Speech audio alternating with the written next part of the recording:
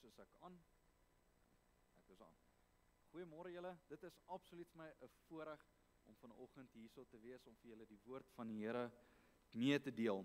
En ek moet sê hierdie hele week toe ek die boodskap kry dat ek kan hier kom bedien, toe ek dadelik in gebed, Here, wat wil U spreek?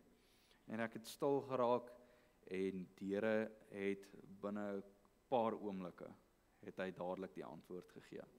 En ek het my tyd daarin ingesit en ek glo dat dit wat die Here vanoggend spreek, spreek hy persoonlik met jou, so ook as die kerk oor die algemeen. Met dit kom ons sluit net gou die oë en kom ons vra dat die Here hierdie diens sal seën en dat sy hand hier sal wees. Here, baie dankie vir elkeen wat gekom het. Dankie vir elkeen wat na die woord kom luister en dankie vir die wat nog gaan luister. Aanlyn, Here, watter platform ook al. Mag U verheerlik word in dit. Here, mag dieselfde Gees wat hierdie woord geïnspireer het, dieselfde Gees sal wees wat dit vir ons sal oopbreek vanoggend. Here, en dat elke persoon wat vanoggend hier sit aangeraak sal word en dat hulle sal hoor wat U sê. Here, waar ons Openbaring 2 gaan oopmaak, waar U met die kerk spreek. En Here, dat ons dit regtig persoonlik sal vat. Ons wil U vanoggend al die eer kom gee, want dit kom U toe. Dankie dat U Uself ontferm oor ons. En dankie dat ons die geleentheid het, Here, om die woord oop te maak, te lees, in te neem en uit te stuur en uit te leef. Ons bid dit in die kosbare naam van ons Here Jesus Christus. Amen. Nou voordat ek oopmaak, die ouer gaardes hierso sal natuurlik weet hoe dit voel om briefies te skryf vir mekaar.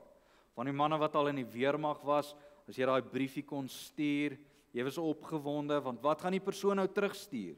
En daai opgewondenheid borrel in jou in, as jy daar aantree en sê, jy het 'n brief, vanaf jou vrou, of jou verloofde, of jou meisie, of jou, wat ook al, jy het daai opgewondenheid in jou. Nou ek het al 'n paar briewe in my lewe ontvang, selfs in my onbekeerde tyd. Ek dink die Here het regtig gesin vir humor, veral as jy in jou dwaasheid wandel, dan wys hy vir jou terug soos, jy was regtig nie so oulik soos wat jy gedink het jy is nie. In my onbekeerde tyd, ek het vreeslike goeters gedoen, en ek het nie baie opgelet in klas, by die skool nie. En so op die einde van die jaar, kry jy nou jou rapport, en jy kry gewoonlik so 'n briefie aan die onderkant. Jong, en ek maak daai oggend my rapport oop, en ek sien 'n kersboom liggies hierso, kringetjies, en heel onder die oulike briefie gaan sien jou register onderwyser. Dis nie wat jy op 'n eindrapport wil kry nie. Nou ja, daar was die slegte nuus gewees van my rapport, ek moet die jaar oordoen. Dit was nie lekker nie, maar ek moes dit doen. Maar die Here was so goed gesind gewees dat hy my tot bekering gebring het in die begin van die volgende jaar. En ek het heeltemal dinge anders hanteer, en sy guns was regtig daarso gewees, en ek was so opgewonde gewees om nou hierdie jaar aan te pak met die Here. Vriende van my het ook al briewe ontvang en ek kon observeer. Een van my vriende het baie aandag getrek van meisies. Hulle was vreeslik opgewonde om te sien wat se goeders hy kan uitbring. En hy is so besig om hulle aandag te trek, dat die oomblik toe hy nou regtig 'n meisie kry, wie hy regtig voor omgee en verlief is op. Wat gebeur? Wel, hy skryf vir haar 'n briefie. Hoorie, ek merk hierdie goeders op van jou. Jy is pragtig. Dit is die mooiste geskenk wat die Here vir jou kon gee, is dat jy so mooi is. My aandag is op jou gefokus. Ek dink aan jou en ek bid vir jou en al daai goed. En hy stuur dit vir haar. Hy sit dit in haar lokker in. Natuurlik, sy maak die lokker oop. Sy kry die briefie. Nou is dit pausetyd. Ons almal staan daar by die skool ons vriende, en ons almal weet, hierdie vriend het nou vir haar die briefie geskryf, en ons is net so opgewonde. Die meisie stuur toe haar vriendinne om die briefie te kom aflewer. Julle en ons is opgewonde, die meisies glimlag en hulle giggel onder mekaar. So ons perspektief was, dit moet goeie nuus wees. Dit moet goeie nuus wees. Hy maak die brief oop, en is nie kort daarvoor lankie, toe draai nou sy kop af en hy loop meer een kant toe. En ons wag in spanning om te hoor, wat het hierdie meisie nou op hierdie brief geskryf? En sy skryf op hierdie brief, weet jy, jy's regtig oulik, maar jy's so besig om die ander vrouens te entertain, dat ek nie eers aandag aan jou wil gee nie. So, ek is jammer, maar ek hoop jy kry iemand wat by jou sal pas. Jong, die hartseer is oorweldigend, maar nou weet hy ten minste, wat is die waarheid. Maar in leiding van dit, sou dit ook nie interessant gewees het, sou dit ook nie wonderlik gewees het, as die Here Jesus Christus homself 'n persoonlike brief aan jou skryf, as 'n individu, ook aan die kerk, waar hy jou geestelike groei observeer, waar hy jou evalueer, jou persoonlike lewe, waar hy jou sterkpunte sien, waar hy jou swakpunte sien, waar hy vir jou vra om sekere aksie te neem, sodat dit beter sou gaan. Sou jy nie gefassineer gewees het, as die Here Jesus Christus dit kon doen nie? Wel, broers en susters, ons het so 'n brief. En dit is die brief wat ons vanoggend gaan lees. Eintlik die hele hoofstuk 2 en 3 van Openbaring was vir die gemeentes geskryf, die 7 gemeentes. En daar's 'n les by elke een van hulle wat ons regtig ter harte kan neem, wat ons persoonlik kan vat om aksie te neem. Hierdie is die apostel Johannes wat deur die Here Jesus Christus se opdrag aan hierdie gemeentes 'n brief skryf. En die eerste brief is aan Efese. Hoekom? Want dit is die eerste vir die posman om te gaan. Efese is die gemeente. Nou net om julle 'n bietjie agtergrond te gee oor wat ons nou gaan lees. Ons lees in die eerste hoofstuk dat Jesus Christus in die middel van hierdie goue kandelaare staan. Dit is die kerke. Hy antwoord dit vir ons daarso. Die 7 kandelaare is waar Christus se woonplek is tussen hulle. Die was 'n regte kerk gewees. Daar was regte mense gewees. Daar was regte uitdagings gewees. Daar was regte vervolging gewees. Daar was regte mishandeling gewees. Daar was regte verdrukking. Daar was regte probleme gewees. Dit was 'n regte kerk gewees. En die probleme waarmee hierdie kerke deurgegaan het in Johannes se tyd, het die Here Jesus Christus in sy soewereiniteit en sy omgee, het hy dat Johannes 'n brief skryf vir hierdie gemeentes om hulle te bemoedig, om hulle in die regte rigting in te wy. Want baie keer dink ons is op die regte pad besig, maar soms is daar probleme. Daar's goeters wat ons terughou. Ons fokus is dalk nie presies daar nie. En so dis hoekom die Here Jesus Christus hierdie brief aan die gemeente van Efese skryf. En so vanoggend, wanneer ons lees daarso skryf aan die engel van die gemeente, beteken dit skryf aan die leraar van daai gemeente, hy moet dit oordra aan daai gemeente. Moet ons dit in gedagte hou dat dit vir hom ook tel. Dit tel vir elke persoon, vir enige enetjie wat in die Here Jesus Christus is. So vanoggend, maak jou hart oop. Luister wat die Gees vir jou sê deur hierdie brief van Efese aan Efese. En wat ons nou gaan kyk hier vanoggend is 3 goeters, en in daai 3 goeters al klomp goed wat gaan volg. Die eerste een is wat ons Here Jesus Christus waarneem van hierdie gemeente. Die tweede een is wat hy voorskryf vir die gemeente, en dan die derde enetjie is waar hy hulle bemoedig. Hoe hy hulle bemoedig om deur te druk.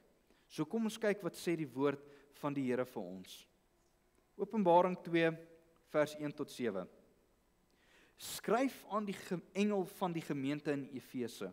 Dit sê hy wat die 7 sterre in sy regterhand hou, wat wandel tussen die 7 goue kandelaars. Ek ken jou werke en jou arbeid en jou lydsaamheid, en dat jy slegte mense nie kan verdra nie. en dat jy die op die proef gestel het, wat sê dat hulle apostels is en dit nie is nie, en hulle leenaars bevind het, en dat jy verdra het en lydsaamheid besit, en ter wille van my naam gearbei en nie moeg geword het nie.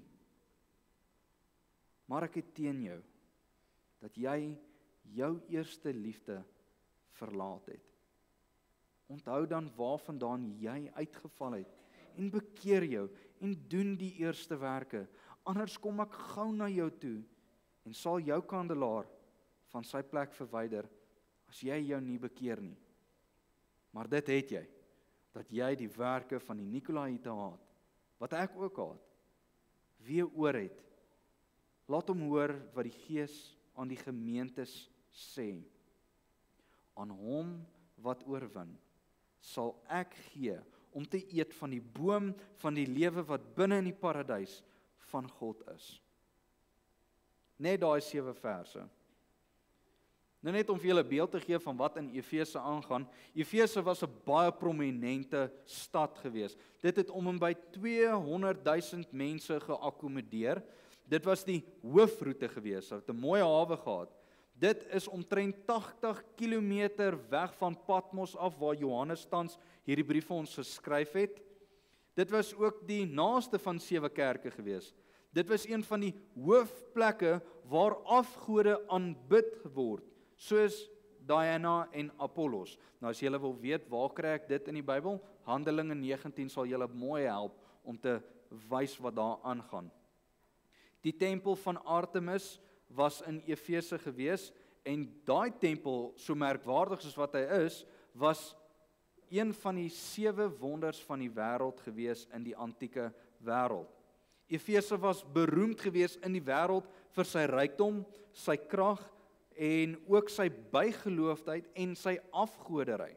So nou kan jy omtrent die beeld kry waarin die Efesiese kerk sit met die omgewing. Dis nie maklik nie. En die belangrike kerk, so belangrik soos wat hy is, was daar geplaas vir 'n rede.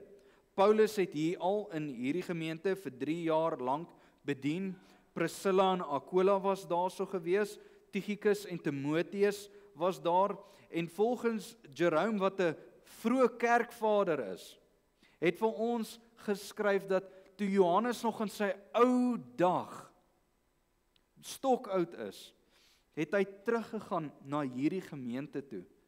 En hy was ingedra, die apostel Johannes was ingedra in die kerk, en sy woorde vir die gemeente, vir die mense was, klein kinders, hê mekaar lief. Nou dit klink soos Johannes, want as jy sy evangelie lees en sy briewe, sal jy agterkom, dit is sy skryfstyl. Hy is baie gefokus op die liefde.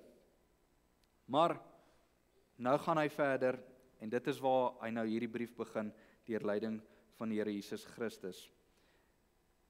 In hierdie gedeelte, wat ons nou na gaan kyk, eer die Here Jesus Christus hulle vir 3 goeters, hierdie Efese gemeente. Eerstens, Jesus gee eer aan haar vir haar ywer, die kerk. Hy sê in vers 2, ek ken jou werke en jou arbeid en jou lydsaamheid.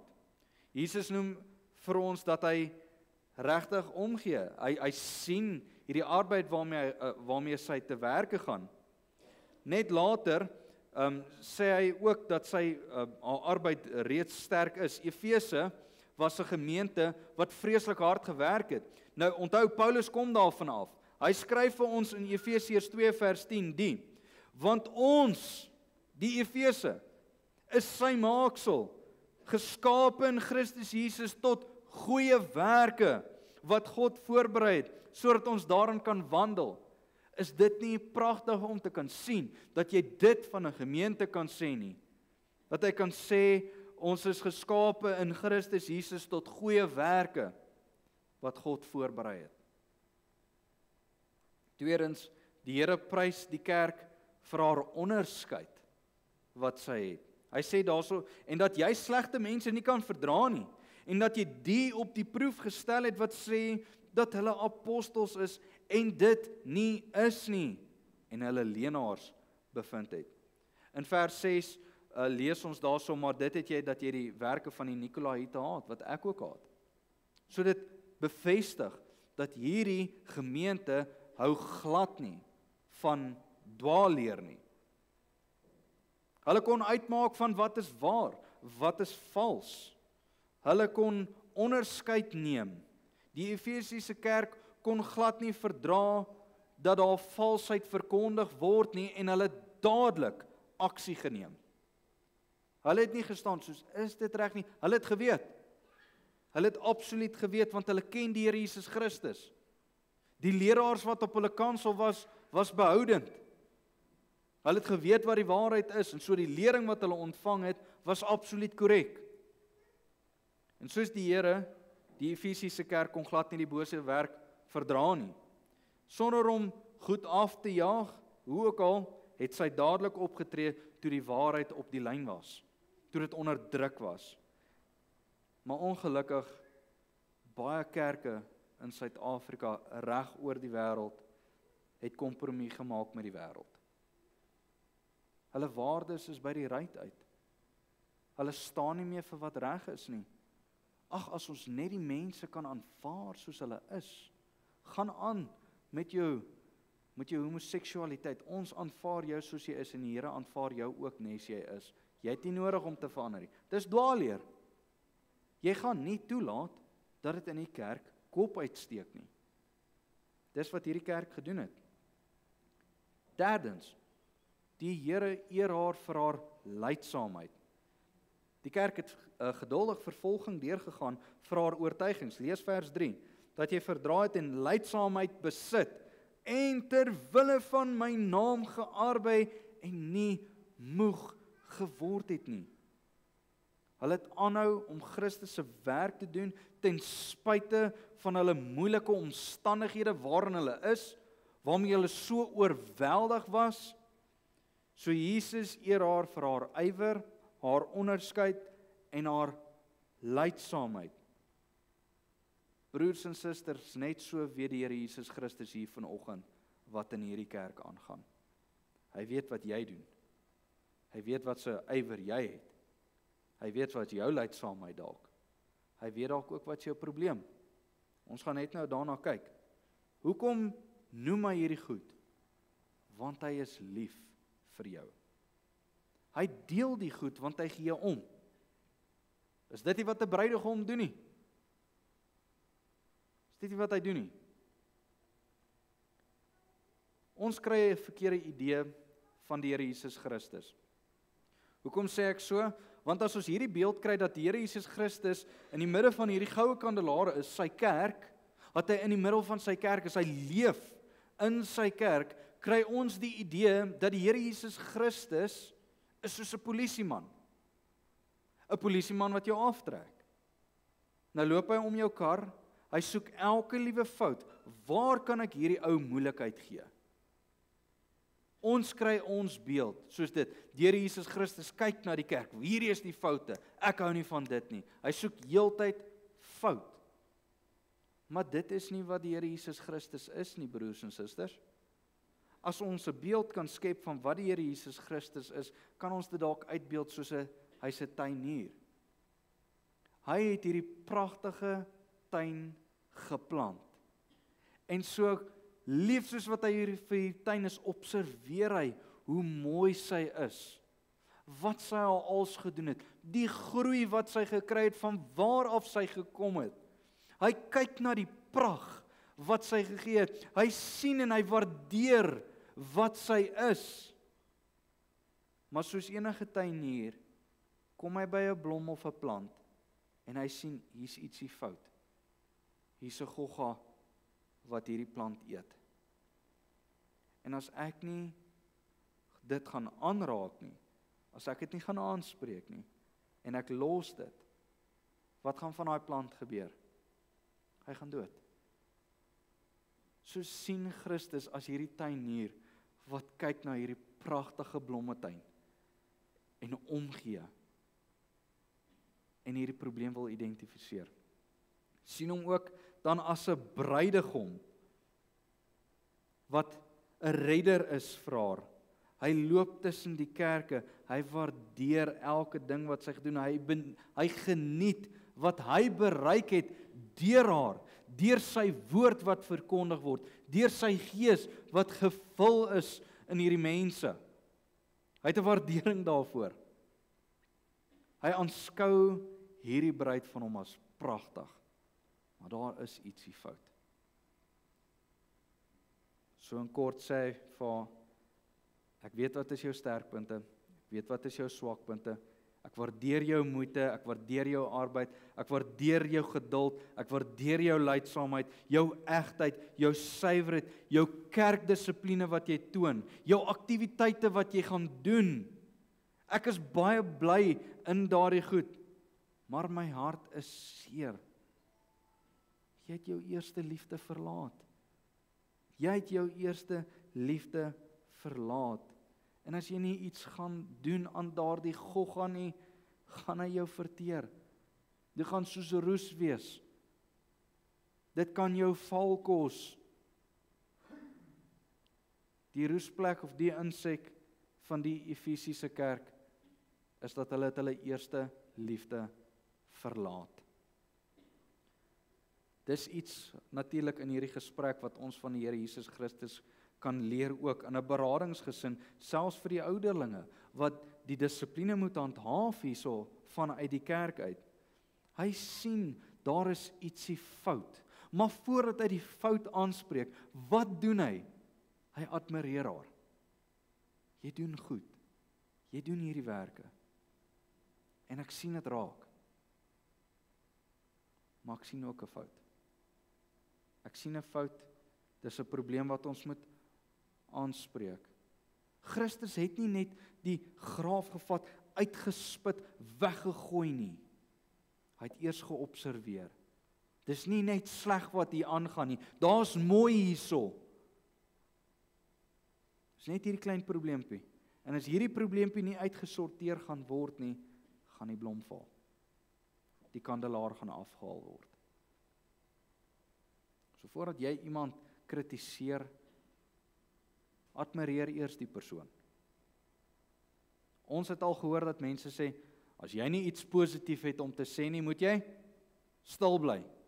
Ek doen glo daar's wysheid daarin. Maar as jy nie die genade en die groei in 'n individu sien wat daai persoon in die Here het nie, kom jy glad nie met die regte gesindheid nie. Jy's net op aanval. Jy doen dit nie in liefde nie.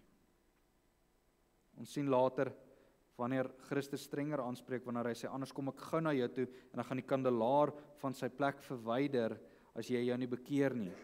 Maar dit het jy, dat jy die werk van die Nikolaïte haat, wat ek ook haat. Onthou hierdie manier. Admireer die persoon, wys reg, admireer weer. Maar hier's 'n groot les in die in. En die groot les wat daar is in hierdie Efesiese gemeente, is met al haar positiwiteit, al haar lydsaamheid, het die Efesiese kerk haar eerste liefde verlaat. Dit is die liefde wat sy vir Jesus gehad het, die eerste keer toe hulle die woord van die Here gehoor het in Handelinge 19, toe Paulus daar aankom en hy preek en hulle hoor die evangelie vir die eerste keer en hulle admireer hierdie bruidegom van waarvan hy praat. Ek soek so 'n redder. En daai gevoel wat hulle in hulle gehad het, die eerste keer toe hulle hom hoor, dat ek is nou vry, ek is verlos, daai liefde wat hulle het vir die Here Jesus Christus, het hulle verloor. Hulle het dit verlaat. Sy was nie meer gevange, geboei en gemotiveerd deur Jesus se liefde nie. Deur om sy naam groot te maak, deur om hom te leer ken vir wie hy is. Sy's nie meer gemotiveerd nie. En sy het van 'n baie lang tyd af, het sy in 'n baie slegte gewoonte ingeval. Sy het in 'n baie slegte gewoonte ingeval, en daardie gewoonte is dat sy maar net deur die kerk dinge gegaan het. Dit was net 'n werk gewees. Dit het nie meer liefde geword nie. Broers en susters, dis 'n baie slegte gewoonte waarin mense kan val. As jy dink uit jou tradisie uit, jy kom kerk toe en jy doen goed vir die kerk net omdat dit jou werk is dit die verkeerde gesindheid. Jy doen dit omdat jy lief is vir hom en sy kerk. Hulle het al die regte dinge gedoen, maar vir die verkeerde redes. Kom ons kyk op die tema, die eerste liefde. Die eerste liefde is die ding waarvoor jy die meeste smag. Interessant, jou eerste liefde sit hierso en dis jou dryfkrag. Dis wat jou motiveer hier binne, jou eerste liefde. Jeremia noem dit vir ons in Jeremia 2 vers 2, die liefde van jou bruidstyd. Die liefde van jou bruidstyd. Dit is die liefde wat 'n vrou het vir haar enigste nie getroude man. Daai opgewondenheid, daai liefde. Hulle vir mekaar kyk. Jy is die mooiste. Ek het jou so lief. Ek gee so om vir jou. Daai is die liefde. En in die teks, die eerste liefde verwys na die liefde wat jou siel begryp het, toe jy tot bekering gekom het. Hoe mooi daai redder vir jou was. Hoe kosbaar sy woorde vir jou was, hoe jy vir hom geglimlag het, hoe jy hom waardeer het, en waar jy dink, hoe kan so 'n man my lief hê? Daai opgewondenheid, dat jy uit dankbaarheid en uit blydskap wil verkondig van jou liefde, wat jy vir hom het. Daardie liefde spring tot in die dak in, wanneer ons sondes by die kruis gaan laat. Jy's vry. Jy kan nie wag om vir jou mense te gaan vertel van wat nou gebeur het nie. Daar's blydskap. Die eerste liefde is dit wat die hart gewin het, deur Jesus Christus. Hy word so lieflik vir jou, dat jy altyd by hom wil bly. Het jy nog daai gevoel? Die eerste liefde rakende Jesus Christus word vir ons genoem in Hooglied 6 vers 3. Ek is my bemindes in, en my beminde is myne. Hy wat herder is onder die lelies. Hoe staan daai een vir jou uit? Hoe mooi is hy nie, dat jy kan hom aanskou, hy is die herder van die lelies. Hy staan uit almal uit. Met hierdie tipe liefde is dit maklik om te bid. Met hierdie tipe liefde is dit daai opgewondenheid dat jy nie kan wag om stilletjies net na hom toe te gaan en met hom te gaan praat nie. Ek onthou toe ek tot bekering gekom het en ek het hierdie nuus gehoor, ek kon nie wag om net van die skool af weg te kom nie. Ek wil by hom wees. Ek wil met hom gaan praat. Ek wil van hom leer. Ek wil sy skrif oopmaak. Ek wil meer weet van hom, want hy's so aantreklik vir my.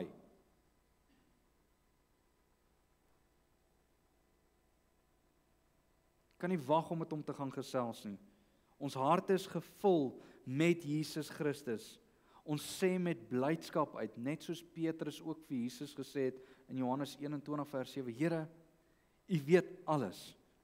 U weet dat ek U liefhet. U weet dat ek U liefhet. Maar ons Here kom vanoggend na hierdie kerk van Efese. Ek het dit teen jou, dat jy jou eerste liefde verlaat. Dis 'n ernstige klag, broers en susters. Dis regtig ernstig en is ernstig vir 4 redes. Die eerste een, omdat hierdie klag so ernstig is omdat dit Christus is wat die klaarwerk doen. Hy kla. Die een wie waardig is om lief te hê bo alles. Ek is jou bruidegom. Ek het my lewe vir jou gegee. Ek het jou na my toe getrek. Ek het jou gered van sondes af. Ek het jou uit die modder uit opgetel. Ek het jou alles gegee. Ek was lojaal teenoor jou, maar jy het jou liefde teenoor my verloor. Jy het dit verlaat. Dat mans hulle vrouens so moet kan lief hê. Hoe hartseer is dit nie as jou huweliksmaat vir jou diep in die oë kyk en jy sien daai kommer in hulle oë, jy sien die gesiguitdrukking en hulle sê vir jou, ek kom agter jy het my nie meer lief soos jy my lief gehad het nie. Mans, niks trek jou aandag meer vinniger as dit nie. Ek kom agter jy het my nie meer lief soos jy my lief gehad het nie. Jou ore moet dadelik ingespit wees. Wat nou? Wat nou? So Jesus kom na haar toe, hy kom na ons toe. Waardeer jou, maak dit iets teen jou. Verdien ek nie jou liefde nie? Verdien ek nie al jou aandag nie? Is daar iets van my wat nie lieflik is vir jou nie? Ek was nooit ontrou teenoor jou nie. Ek was elke keer lojaal gewees teenoor jou. Jy het jou liefde verlaat vir my. Dadelik, ons moet reageer. Die tweede rede oor hoekom hierdie klag so ernstig is, want die verhouding van die kerk met die Here Jesus Christus is op die spel. Dis op die spel vir elkeen. Die bruid se verlorenheid van liefde is 'n vernietigende sonde. Dit is. Alhoewel Christus 'n getroue bruidegom is, wat konstant lojaal is, wat nooit sal ophou om sy mense lief te hê nie, kan ons verhouding regtig ernstig geaffekteer word deur om ons eerste liefde te verlaat. 'n Liefde wat faal, mag ons dalk nie uit die hemel hou nie, maar dit kan die hemel uit ons harte hou. Ons het sekerheid van saligheid, ons moet dit weet. Maar jy gaan nie lewe asof die hemel hier in jou hart is nie. Jy gaan dink jy's regtig okay, maar jy is nie. Die derde rede oor hoekom hierdie klag so belangrik is jou falende liefde kan nie weggesteek word vir Jesus nie. Jy mag dalk nie bewus wees van dit nie. Ander mense kan dit dalk nie sien nie. Mag van die gewoonte het jou deur die beweging van die kerk gesit. Jy doen alles, almal admireer jou daarvoor, maar hierso is Jesus lankal nie meer die een wat op die troon sit hierso nie. Jy het jou eerste liefde verlaat. Jy het van die begin al af, wanneer jy teruggeval het jy die Here begin grief, so lank dat jy dit nie eens agtergekom het nie. Jy het dit nie agtergekom nie. Die vierde rede, want dit is liefde se klag. Dit is liefde se klag. Ons sondig teen die grootste liefde wat ons ooit in hierdie hele wêreld sal ken. Die een wat tussen die kandelare wandel, ons sondig teen hom, hy wat sy lewe vir ons gegee het. En hy kom en hy sê, as daai liefde nie gaan herstel word nie, gaan ek die kandelaar afhaal. Dis 'n ernstige klag, broers en susters. Dis regtig ernstig. Hoe ernstig is jou eerste liefde? Het jy al jouself ondervraag? Toets jy jouself? Kyk jy waar jou verhouding staan met die Here? Of is jy regtig okay met waar jy nou is? So wat sien Christus in hierdie kerk? Sy's besig, sy's behoudend vir al die jare, baie versigtig oor wie op die preekstoel staan, sy het staande gebly deur vervolging, sy's konstant met haar evangelisering, haar deure was altyd oop gewees, haar lering was reg, sy het selfs die werke van die Nikolaïte gehad.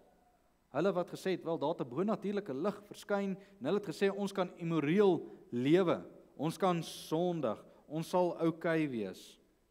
Hy het ons toestemming gegee om dit te doen. Ons mag afgoderry beoefen. Daai is nie wat die Here Jesus Christus gevra het nie. Julle haat dit. So in kort, julle haat wat ek haat. Dis reg. Dit moet so wees. Maar hulle het nie meer die een liefde wat die belangrikste moet wees nie. is dit nie hartseer nie. Daardie roes, daardie Golgotha, gaan hulle verwoes as 'n kerk. Dat hulle eerste liefde verlaat het. Om jou eerste liefde te verloor in 'n huwelik is 'n ernstige ding. Jy kan jou huweliksmaat vra vir goed, hulle kan jou vra vir goed,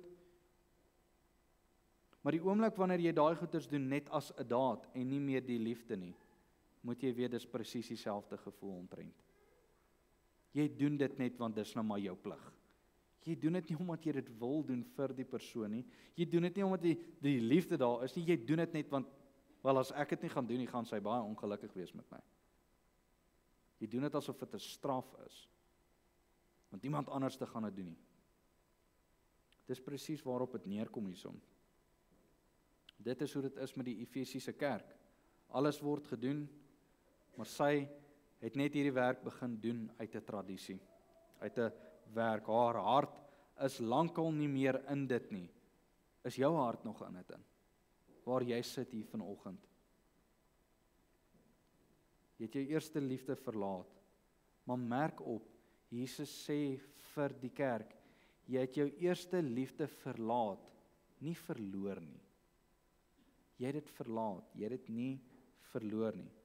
Baie mense verstaan nie wat dit beteken nie. Ons verstaan nie dat die liefde vir Christus konstante versorging kort nie. Jy kan nie net een keer Bybel lees en dink jy is okay nie. Jy moet konstant, elke dag, tyd spandeer saam met die Here. Dis nie maklik nie, maar jy moet dit doen. Want jy is lief vir hom. Jy doen moeite om hom te leer ken. En hoe meer jy tyd spandeer in sy kosbare woord, hoe meer verlief raak jy op hierdie bruidegom, op hierdie verlosser.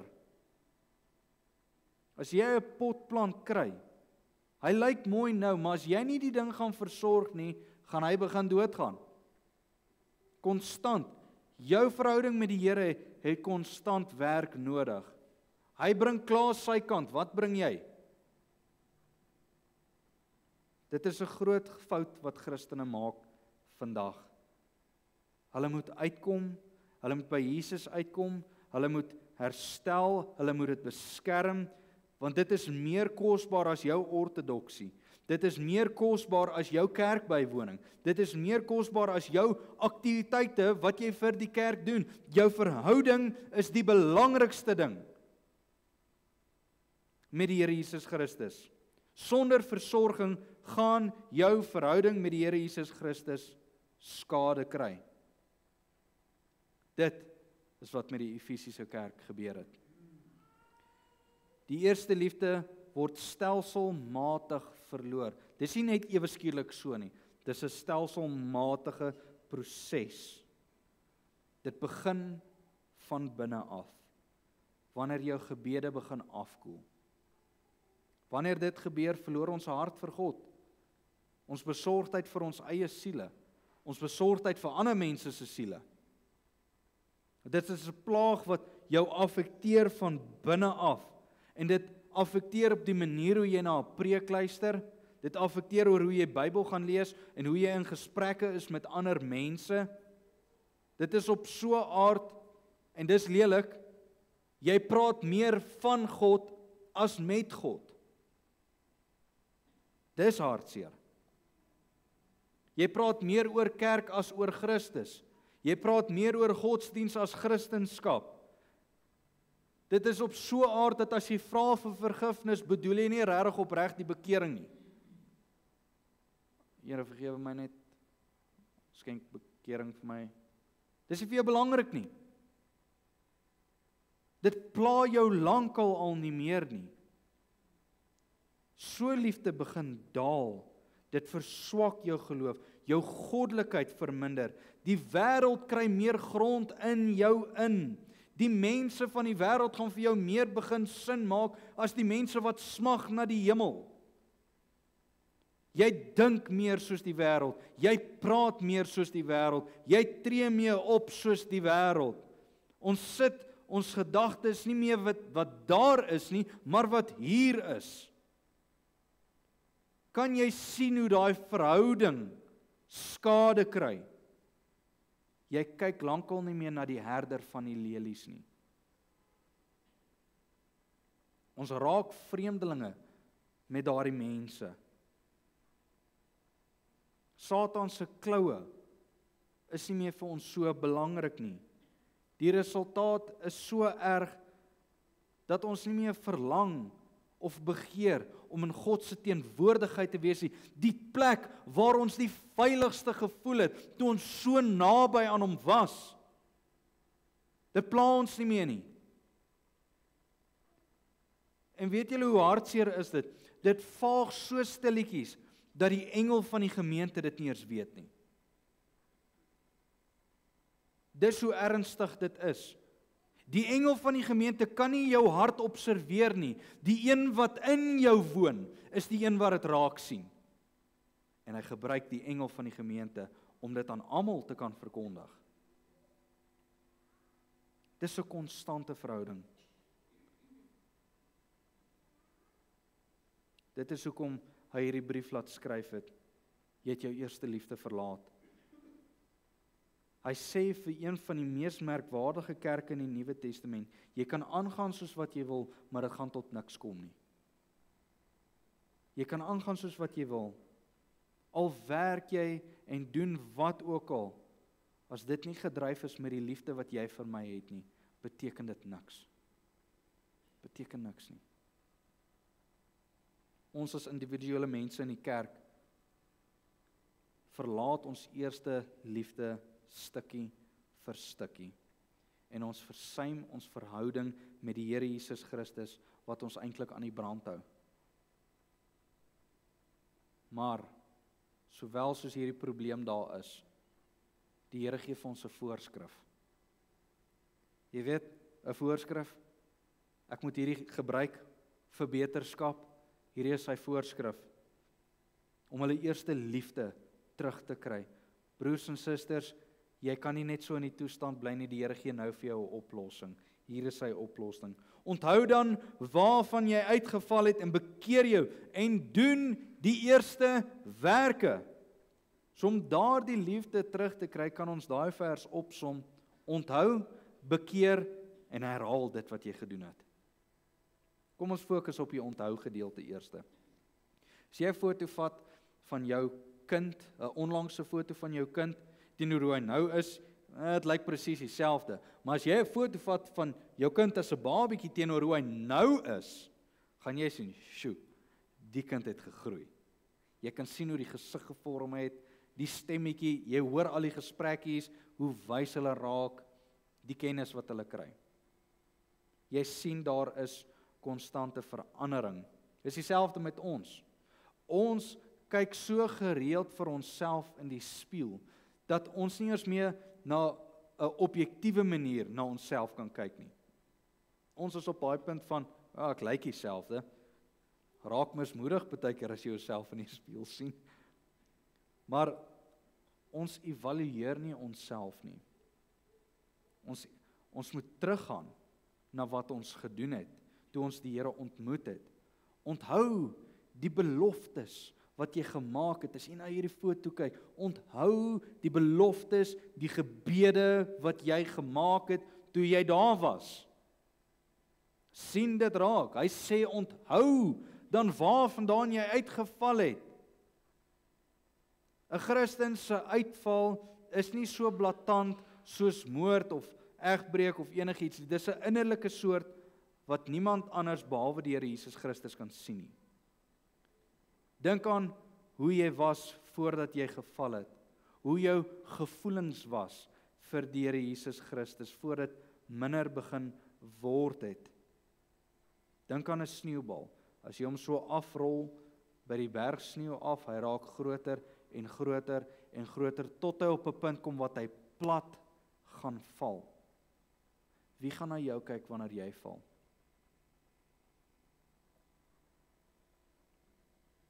Jy's steeds 'n gelowige, maar jy's besig om te val. Met God se hulp sal jy dit verseker kan herstel. Want hy's die een wat vir jou die voorskrif gee. Hy's die een wat dit vir jou kan gee om dit reg te maak. Maar jy moet eers besef dat daar is fout. Ek is nie meer waar ek moet wees nie. Ek het lankal die pad verbygegaan. Ek moet iets doen.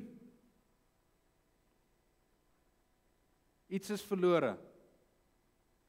Ek is nie op pad na die regte rigting toe nie. As jy waarlik 'n Christen is, jy weet, jy gaan nie jou redding verloor nie. Maar Sagaria 3 vers 2 sê vir ons, dit gaan wees soos 'n brandhout wat uit die vuur uitgeruk is. 1 Korintiërs 3 vers 15 wat sê, as iemand se werk verbrand word, sal hy skade ly, alhoewel hy self gered sal word, maar soos deur vuur heen, daar's skade. Maar daar's 'n groot verskil tussen afvalligheid en terugval. Afvalligheid is as jy besig met ander goed. Met ander kultiese goed wat nie in lyn is met die woord van die Here nie. Dis afvalligheid, dat jy heeltemal 'n mispersepsie het oor wat Christus regtig is. Terugval is wanneer jy weet wat is die waarheid, maar dit raak jou nie meer so erg aan nie. Maar broers en susters, jy moet vanoggend seker wees hierso, dat jy's nie besig om 'n rad voor die oë te hê, dat jy dalk miskien mislei is nie. Jy sal self weet. Jy moet weet as jy terugval van God se liefde. Jy gaan moet alleen raak met hom. Maak oop jou gedagtes. Kyk bietjie terug in jou lewe toe jy tot bekering gekom het. Onthou die lieflikheid. Onthou die blydskap wat jy gehad het met hom as jou eerste liefde, die Here Jesus Christus. Maar ek wil hê julle moet nie 'n misverstand hê rondom die liefde nie. Liefde groei. Die liefde raak volwasse. Daardie golf van liefde wat jy in die begin gehad het, gaan heel moontlik dalk nie dieselfde terugkom nie. Maar jy raak wys, dalk nie op dieselfde manier, maar jy raak wys. Jou liefde raak diep. En die wysheid wat jy kry, gaan vir jou wys hoe jy dit kan uitbeeld, uitbring, uitwys. Nuwe bekeerlinge is baie groot om die liefde met die mond te verduidelik, maar 'n volwasse Christen sal definitief vir jou kan sê, dat daai liefde gaan nie net oor die woord nie, maar dit gaan oor die daad. Dit gaan oor die daad. So Jesus kom en hy sê, onthou daai lekker tye. Onthou jy dit? Onthou jy toe jy so verlief was op my, toe jy so lekker met my gepraat het, dat jy nie kon wag om weg te breek nie, toe jy nie kon wag om my woord te lees nie. Onthou jy daai lekker tye? Onthou dit. En dan kom sy, bekeer. Wanneer jy bekeer, moet jy ernstig wees op dit. Jy moet gegrief wees en jou sonde haat. Dus wanneer jy na die Here toe kom, jy sê, Here, ek is jammer. Ek besef ek is besig met die verkeerde dinge. Ek besef dat ek het die pad byster geraak. Ek het lief geraak vir hierdie goeders. Ek het nie meer lief geraak vir U nie. Ek is jammer. Ek haat hierdie goed. Ek stoot dit weg. Dit is nie my lewe nie. Jy is my lewe. Jy het my van sonde gered. Ek gaan nie hierdie goed saamvat nie. Ek gaan saam met U. Ek hou nie van hierdie goed meer nie. 'n ander gedeelte van jou bekering is dat jy moet spesifiek wees op jou sonde. Dink aan Dawid toe hy Psalm 51 geskryf het. Toe hy gesê het, ek het bloedskande. Hy besef, hy het iemand doodgemaak. Hy maak dit oop voor die Here. Dit is nie in die geheimenis gelaat nie. Hou op oppervlakkige gebede gee vir jou koning.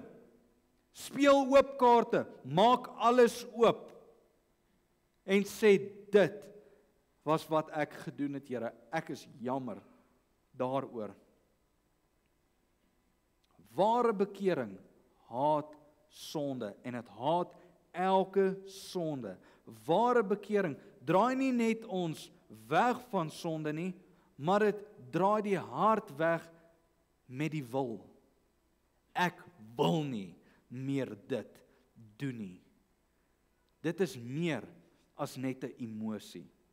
Dit is die aksie op die wil. Bekering is die draai van sonde en selfverloning. Ware bekering haat elke sonde. En ware bekering roep uit vir vergifnis en genade.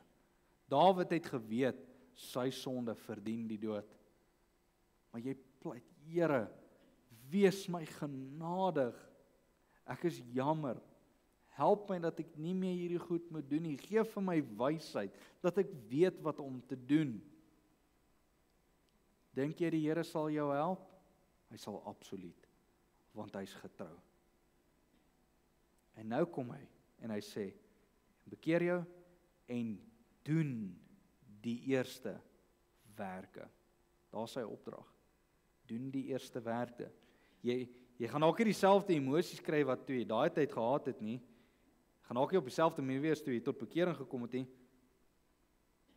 Maar jy kan wel die eerste dinge doen. Jy gaan dalk nie dieselfde voel nie, maar jy gaan dieselfde goed kan doen. Het jy baie gebid?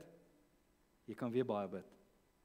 Het jy baie tyd spandeer in die skrif? Jy kan weer baie tyd spandeer in die skrif.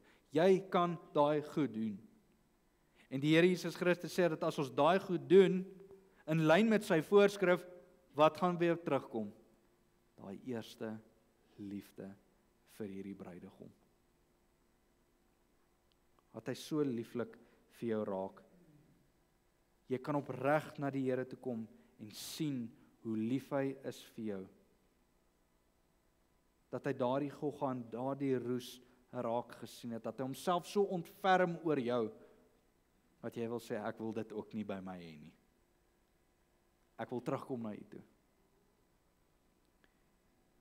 Jy gaan begin meer lief raak vir hom. Jy gaan nie net een gebod wil nakom nie, jy gaan al sy gebooie lief hê. Jy gaan dit poog om te doen. Die liefde is nie net altyd woorde nie, maar is daad. Die Nuwe Testament se beskrywing na liefde is altyd prakties. Dis nie net daai gevoel nie, dis prakties. Ek wil by jou hoor vanoggend hierso. As jy regtig daai liefde in jou het, oor hoe jy oor hierdie bruidegom voel, en ek wil hê jy moet jouself evalueer op die. Wanneer laas het jy vir ander mense gaan vertel oor daai liefde vir jou bruidegom? Het jy al hierdie week vir iemand gaan vertel hoe lief jy is vir die Here? Het jy al vir iemand gaan vertel by jou werksplek, dat weet jy, ek kan nie sonder hom nie? Vertel jy vir mense van jou groei? Vertel jy vir die mense hoe aantreklik hy is vir jou? Hoe afhanklik jy is van hom? Doen ons dit? Ek weet nie wat in jou lewe aangaan nie, maar ek kan vir julle sê, die een wat tussen die kandelare loop, hy weet. Hy sien elke hart wat hier sit vanoggend. Hy weet waarmee jy besig is. Hy sien 'n Golgotha. En hy vra, maak werk daaraan. Jesus sê, onthou jou, bekeer en herhaal jou eerste werke. Daai gevoelings sal terugkom. Moenie wag vir 'n verandering nie. Doen net. Want as jy gaan wag vir 'n verandering om nou net so te kom, gaan jy 'n rukkie wag. Maar as jy gaan kyk deur die skrif oor hoe dinge werk, moet jy aan die beweeg kom. Dis wat hy van jou vra. En soek bekering. Hy sê, as jy soek, sal jy vind. As jy vra, sal dit vir jou gegee word. Sal die Here 'n bekering vir jou skenk? Dat jy nie teen hom wil sondig nie? Hy sal absoluut dat jy daai sonde begin haat. Hy sal daai gevoel in jou plaas, want hoe nader jy aan hom beweeg, hoe meer gaan jy dink soos hy, praat soos hy, lief hê waarvoor hy lief hê, en haat wat hy haat. Maar as daar nie werk aan gedoen word nie, gaan jy nie daai gevoelings hê nie. In die laaste gedeelte van hierdie brief wil ek hê julle moet sien, hoe motiveer Christus die kerk van Efese? Na die voorskrif oor jy moet hierdie medikasie vat om daai gevoel te kry. Hierdie gaan die resultaat wees. Hy doen dit deur maar te waarsku en haar te troos. Hy sê, onthou dan waarvandaan jy uitgeval het en bekeer jou en doen die eerste werke, anders kom ek gou na jou toe en ek sal jou kandelaar van sy plek verwyder as jy jou nie bekeer nie. Hierdie woorde is seer. Dit maak seer. As ek iets daaraan gaan doen nie, gaan ek verwyder word. Dit tref soos 'n mes in jou hart. Kerk, julle is ortodoks, julle is skrifgetrou, maar as ons nie iets gaan doen nie, gaan ek die kandelaar afhaal, as jy nie gaan bekeer nie. Dit was nie 'n oppervlakkige dreigement nie. Kom ons wees eerlik, hoeveel kerke in die geskiedenis van wat die kerk bestaan, hoeveel kerke wat hulle eerste liefde verlaat het, was al van hulle kandelaar afgehaal? Daar's so baie julle. Want dit het nie meer begin gaan oor die Here Jesus Christus nie, dit het oor hulle self begin gaan. Dit het net oor 'n werk begin gaan. Niemand het meer 'n passie vir die Here se goed nie. En hulle het stelselmatig net begin uitval. By ander plekke maar gaan inskakel. Sulke kerke verdwyn. Hulle sterf uit. Ons kan dalk nou kom en sê dit lyk goed, maar die Here weet. Hy sien raak. Maar omdat hy lief is vir ons, waarsku hy ons, want hy gee om vir ons. Hy ooreed ons deur sy waarskuwing, sy dreigemente, maar ook kom hy met daai dreigement met 'n troos. En hierdie is die troos wat hy gee. Aan hom wat oorwin, sal ek gee om te eet van die boom van die lewe wat binne in die paradys van God is. Hy bemoedig, as jy oorwin, as jy deurdruk in my krag, tot die eind toe, sal jy eet van die boom wat in die paradys is. Wat beteken, jy gaan weer saam met God wandel. Jy sal saam met hom wees tot in ewigheid. Daar sal lewe in oorvloed wees. Niks sal ooit skeiding kan maak van jou verhouding met hom nie. Sonde gaan daar nie meer wees nie. Jy sal saam met hom wandel. En Christus kom vanoggend na jou toe, broers en susters, en hy bemoedig jou. En hy vra wat jy moet doen. En wanneer jy dit doen, die eindresultaat, jy gaan saam met my wandel. Jy gaan kan eet van die boom wat in die paradys van God is.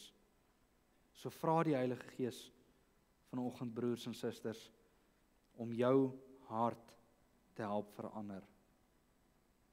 Vra die Heilige Gees om jou te wys wat om te doen.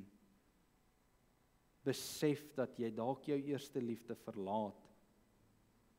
Bekeer, doen die eerste werke. Om aan te gaan soos jy nou aangaan, gaan jy nie ver bring nie. En aan die ander kant het jy 'n hoop. Jy het voorsiening. Ons kan nie van daardie boom eet as ons nie bekeer nie. So kom ons draai na die Here toe, kom ons spreek, kom ons soek opnuut sy aangesig. Laat ons nader kom aan die een wie waardig is van liefde, wat sit aan die regterhand van God, wat intree vir jou, wat jou hart soek, wat jaloers is, wat jou liefde voorgedraai het. Laat hom wat vir sy genade vra, eerlik en opreg kom na hom toe. En wanneer jy hierdie liefde weer opnuut soek, kan jy regtig sê, my liefde vir my bruidegom is herstel. Aan hom kom toe die heerlikheid tot in alle ewigheid. Broers en susters, wanneer jy iets doen vir die kerk ook, observeer jou hart. Kyk, doen ek hierdie uit 'n tradisie, of doen ek dit regtig vir die Here? Doen ek dit om naam te kry? Doen ek dit om populêr te wees onder die mense? Of doen ek dit regtig vir die Here? Die een wat by die kandelaar staan en na hierdie gogga kyk. Onthou hoekom jy dit doen en wat is die redes hoekom jy dit doen. Doen dit met 'n passie, doen dit met liefde, doen dit met omgee. Dit sal bekend wees onder die mense. Die liefde wat julle onder mekaar het, maar so ook vir hom. En daai mense wat gaan observeer, gaan kan sê, hierdie mense het regtig die Here lief. Weeskinders, observeer hoe ander kinders voor geliefd is.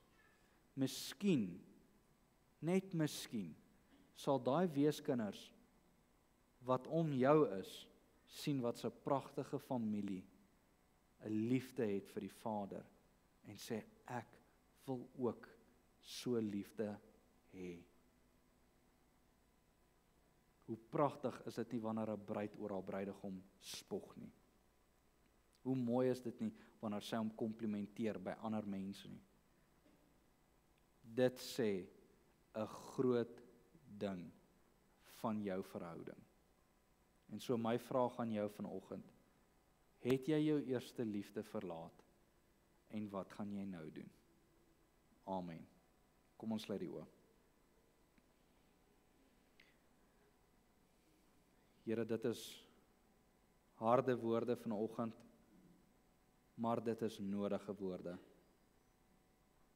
Ons wil kom bid en vra, elkeen wat hierna geluister het en nog gaan luister, dat U in elkeen van ons harte werk. Herinner ons, Here, wys ons wat om te doen. Help ons om terug te dink van waar ons begin uitval het, Here. Dat ons weer daai liefde in ons sal kry vir U wat ons op 'n tyd gehaat het.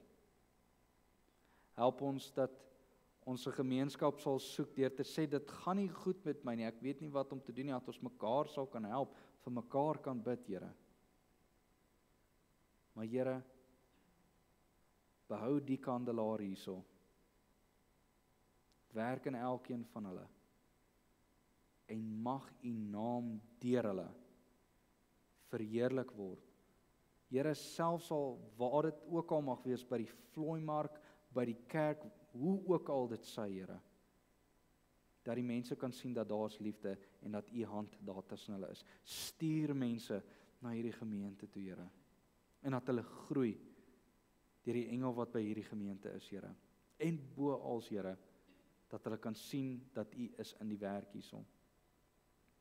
Ja, Here, aan U kom toe al die lof en eer en aanbidding. Amen. Ons gaan nou 'n laaste lied sing en dan sal ek vir ons die seën uitspreek. So kom ons doen die laaste lied. Ek spreek die seën uit Judas vers 24 en 25. Aan hom nou wat magtig is om julle van struikeling te bewaar en julle sonder gebrek voor sy heerlikheid te stel met gejuig aan die alleenwyse God, ons verlosser, kom toe heerlikheid en majesteit, krag en mag, nou en tot in alle ewigheid. Amen.